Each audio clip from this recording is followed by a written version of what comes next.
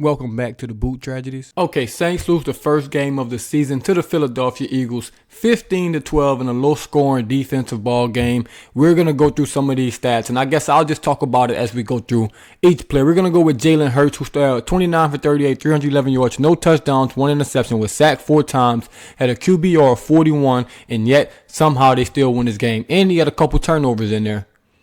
Then we go to Saquon Barkley, who the Saints could not stop. 17 carries, 147 yards, 8.6 yards a carry, 2 touchdowns. This is very concerning from the Saints. The biggest problem for me coming into the season outside of the offensive line, who we'll touch on a little later, was the defensive trenches and how we can't stop the run. And today, or I guess yesterday, showed no different. It showed no difference with Saquon Barkley coming in there, running for 150 yards, almost 9 yards a carry. It was nothing we could do to stop the run, and that's very, very disappointing because the first 2 weeks, it looked like we were off to a good start of stopping the run. But obviously, when we placed a top-tier back, it just went different.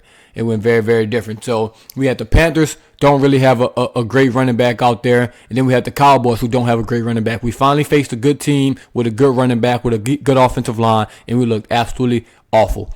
Then we go to the receiving corps. Dallas Goedert, 11 targets and 10 catches is already a problem. 10 catches, 170 yards. Gave up that crucial 61-yard catch to him where we got guys running into each other. I can't wait till the film breakdown because that's just horrific. That's terrible. We just can't have that. Devontae Smith, 7 catches, 80 yards, 10 targets. That's literally the only pass stretch, and we lost to these two guys, in the receiving game. 21 targets, between the both of them, and they had 17 catches for 240 yards. Unacceptable. 250 yards almost. Unacceptable by Saints. Unacceptable by Dennis Allen. You just have to be better than that. You have to be better than that. Then you get Jalen Hurts, like I said, with fumble. Zach Bourne, who had a great game because obviously former Saint. He's going to want to play great. And look at their 2 leading tackles. 2 leading tacklers right here. Look at their 2 leading tacklers. You tell me if those guys weren't ready. Even though C.J. Gardner-Johnson is a bum and gave up a touchdown. Likes to run his mouth. Look at their 2 leading tacklers. Former Saints. That doesn't shock me at all. Now we'll get to the Saints. We'll get to some of these Saints stats. Derek Carr, 14 for 25, 142 yards, 1 touchdown, 1 interception, sacked 1 time, QBR 40. Absolutely shit show of a game. He didn't have a lot of help out there. Don't get me wrong. He didn't have a lot of help. Offensive line didn't really do anything. But at the end of the game, with the game on the line, shit show of a performance. Alvin Kamara, 26 carries, 87 yards, 3.3 yards a carry. This was the Alvin Kamara of old. Of the last 2 years. I'm not saying it's his fault. But when the offensive line can't get going, run game can't get going. This is what he did the past 2 seasons, average 3 yards a carry. That's what we saw. This game is what we saw last year from this offense. Like, let's just be honest. This game is exactly what we saw last year from this offense. You got Chris Olave, 6 catches, 86 yards, and a touchdown. He had a very, very good game. But what pisses me off about this is he had 6 catches on 6 targets. Throw him the ball. Every time you threw him the ball, you completed the pass. So why aren't you throwing him the ball more? Look at Goddard. Look at Devontae Smith. Look at these guys out targeting Chris Olave. 6 catches, 6 targets. Throw him the damn ball. Alvin Kamara, 3 catches, 3 targets. Guess what that means? Throw him the ball. You got 2 guys that went 9 for 9 on targets and catches and did not get the ball. You know what also disappointing here? 5 targets for Chris Olave, 0 catches. That can't happen. That cannot be the case. He has to be better. Derek Carr has to be better. The offensive line has to be better. Clint Kubiak has to be better. It's no fucking way Chris Olave should finish a game with 0 catches and 0 yards. That's also reminds me of last year. Everything about this game reminds me of last year. This was just like a deja vu game from last year right here. Jamal Williams, 1 carry, -1 yards. That's last year. We're throwing him a pass. 3 targets for Jamal Williams. Why does Jamal Williams and Alvin Kamara have the same amount of targets? Why? Where the fuck is our tight ends? Moreau, 1 catch, 2 yards. Where's Juwan Johnson? We're paying too much money to these tight ends for them to be incompetent and not have a role in this offense. That has to change. That has to change. Like, look at these stats. This is absolutely a shit show of a performance, man. Shit show. Let's go to the defense. Paulson Adebo, 10 tackles. That's way too many tackles. You know why it's way too many tackles? Tyrann Mathieu, 7 tackles. Will Harris, 6 tackles. You know why it's too many tackles? Because the linebackers on the defense and the D-line are not making tackles. So the safeties and the corners got to make tackles. Also, the safeties and the corners got to make tackles because they're allowed to catches. That's bad. That's very, very bad. It's very bad, actually. Carl Granderson, 1.5 sack. Delonte Tack, a 1/2 sack. Brian Bresue had a really good game, at least in the pass game. 2 sacks. Good game from him. Other than that, nobody else. Tyrann Mathieu had a big pick after he gave up that long pass to Goddard. Kicking was good. Once again, Gruby was good. Had a scary kick on that first field goal. Other than that, it's good. Punter, he still can't punt. He stinks. Let's be honest. Hayball stinks. Hayball is absolutely awful. We're gonna be honest about that. He sucks. Get him off the team. He's bad. He's bad. I wanted Matt Ariza when he was a free agent. If he's going through all those allegations, of course, to let the Chiefs get him. It's time to bring some more punters in. He stinks. He stinks. It's okay, but he stinks. And it is what it is. Now let's go to the team stats real quick before I start talking about this offensive line. Who I can't wait to talk about. 12 first downs. You're not going to win a game with 12 first downs. I promise you're not going to win a game. 6 for 13 on third down. That's pretty good. That's pretty good. Not going to lie. 219 yards. Come on. 4 yards to play. 130 passing yards. I mean, what do you want to talk about? What do you want to talk about? 15 points. It didn't give up points to the fourth quarter. 15 points in the fourth. You can't have that. You can't have that. You just can't have that. I know the offense kept you out there on the field, but you just can't have that. You got to be better. Now, let's talk about this offensive line, man. Let's talk about this offensive line. First, let's go to our depth chart. Let's do this real quick. Let's do it this way. All right. Obviously, Eric McCoy went out. Eric McCoy went out, and it all went to shits. It just all went to shits after that. But looking at this offensive line, you don't have a backup center. That is mistake number one. Lucas Patrick being your backup center is mistake number one in my opinion. You have to have a backup center, man.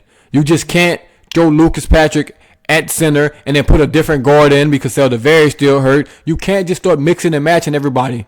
You need a backup center. You need a guy. So like if the center goes out, I don't want to have to move a left guard to center and move a right tackle to left guard. And like that's just doing way too much. Now you just have too many moving pieces. You have way too many moving pieces. You got Patrick, who's comfortable with Fuaga over there, who's been really, really good. You move him to center. Now Fuaga's going to play with a guy he hasn't played with before. And Lucas Patrick got to play with Ruiz, who hasn't played before. Now you have a left guard who hasn't played with Fuaga or a center before. Now you're just moving so many people out of, where they're supposed to be. Too many moving parts. Instead of just moving one guy. Just a new center in there. So you need a backup center. If it's going to be Lucas Patrick, it just can't be. He was playing too well at guard to move him to center. And now he was getting his ass shit on at center. And I'm not blaming him for that. I'm blaming the coaching staff. So I think we need a backup center on this roster and not just have a bunch of guards and tackles that's versatile that can play everywhere. Yes, that's good, but you just need a backup center. And also play Darlin Hooker. These tight ends stink. I don't want to see them anymore. I don't want to see them tight ends anymore. Offensive line got their ass kicked, though. No one played well. I'm sorry. No one played well. We were getting killed all over the place. I think Fuaga might have played well. But, hey, man, you're part of the group, so I'm just going to say you didn't play well as well. But Ruiz, shit. Oh, absolute shit. Patrick, absolutely shit at center. It was bad for them, too. And we'll talk about it more on a film breakdown because we'll be able to see it. But Jalen Carter gave Ruiz a baptism.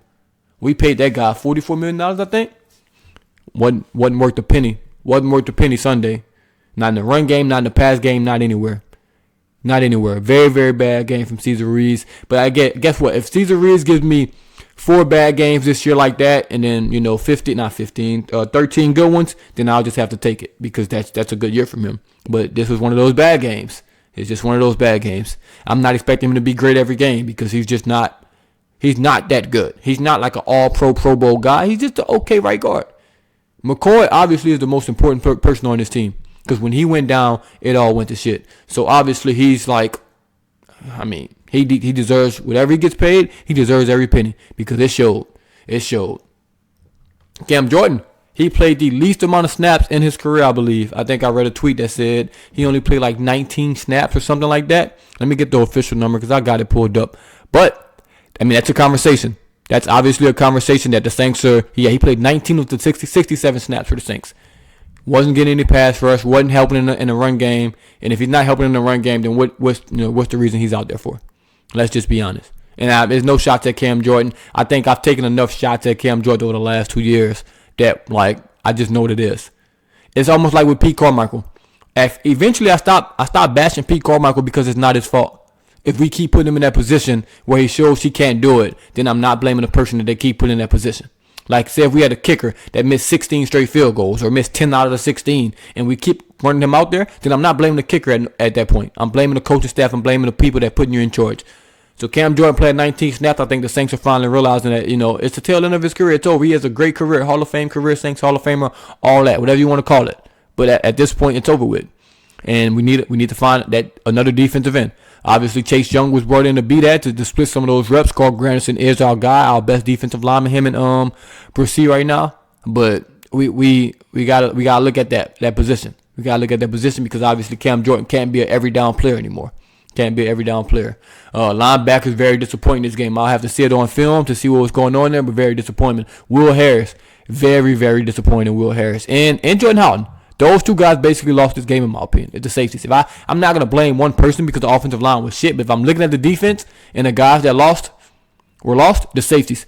But very, very bad play from Will Harris, Jordan Houghton, and Tyrann Mathieu. Very, very bad play from the safety positions. Very, very bad play. Very bad play.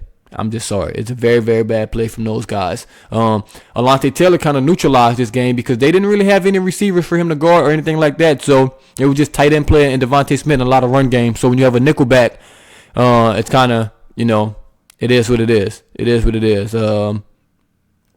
But not a very good game. Not a very good game from the secondary, in my opinion, when it comes to coverage on the tight end. Also, when it comes to run fits, it just wasn't very good. And we talked about special teams already.